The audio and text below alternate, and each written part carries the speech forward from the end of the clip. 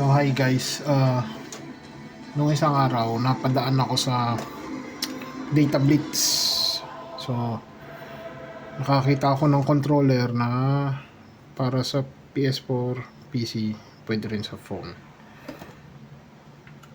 So ito yun, Dragon Shock. What a name. Sobrang weird. Ayan.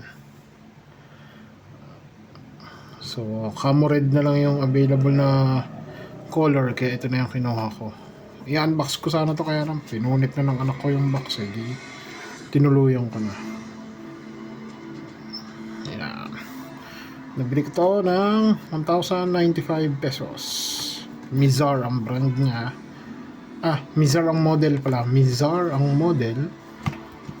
Dragon Shock yung brand niya. So, try natin.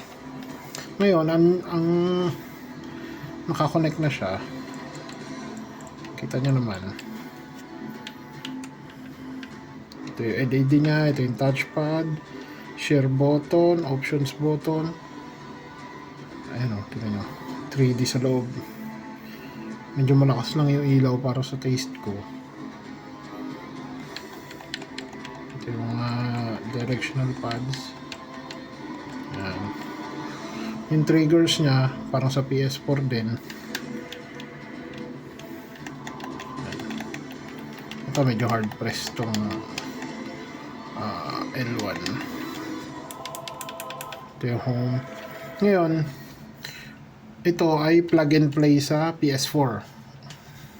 Madali lang siya, isasaksak mo na sa PS4, automatic na magpe-play. Type C na rin yung charger niya. Ayaw mag-focus. Ayan, Type C. Magkasama siyang cable. Parang 2 meters yata to. Sobrang haba niya. Automatic siya, plug and play sa PS4. Then dito sa PC, medyo tricky siya. Hindi mo siya basta-basta pagka iwa-wireless mo. Pagka naka-cord siya, plug and play. Automatic na de-detect siya. Pero pag gusto mo siya i-wireless, ang nakuha kong trick ay gagamitan mo ng DS4 Windows, yung program na ginagamit para sa DS4, para makonect sila sa PC yung mga DS4. So ganun ang ginawa ko, piner ko siya as DS4, kaya siya nagana. As you can see,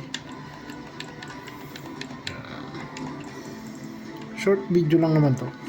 Gusto ko nang i-demo yung bago kong laruan. Ang ayoko lang sa kanya is wala siyang buttons dito sa likod. Yan. Sanay ako na meron dito eh. Kasi itong luma ko, itong GameSir T4 Pro, sorry. Meron siyang programmable buttons dito. Yan.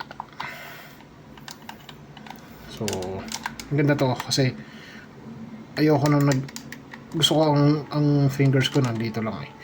So ito yung R2 at saka L2, pinoprogram ko siya dito sa mga back buttons ko. Tapos ito na.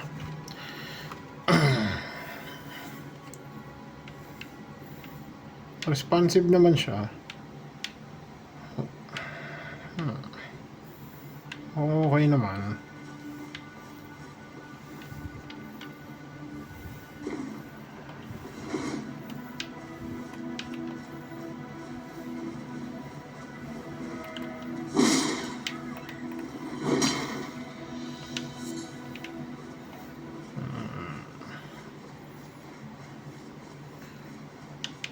So far, goods naman siya.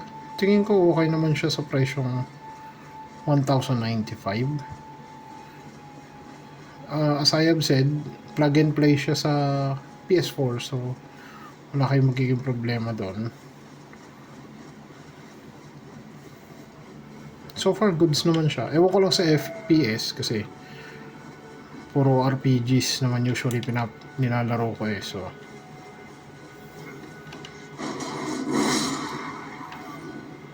far so good. Yun, tingin ko sulit naman siya. Kaya lang sa PC, hindi siya plug and play. Pagka i-wireless mo, kailangan may Bluetooth dongle ka.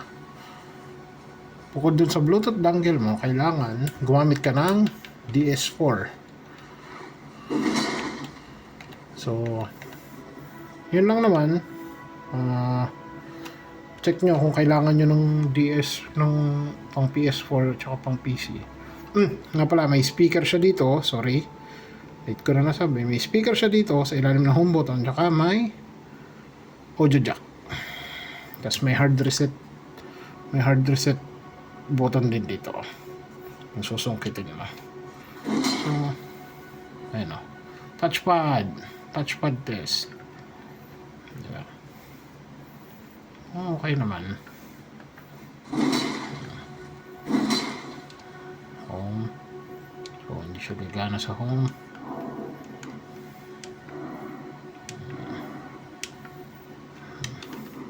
So, yun. Try nyo. Sa Data Blitz. Sana tumagal. Yun lang. Thank you.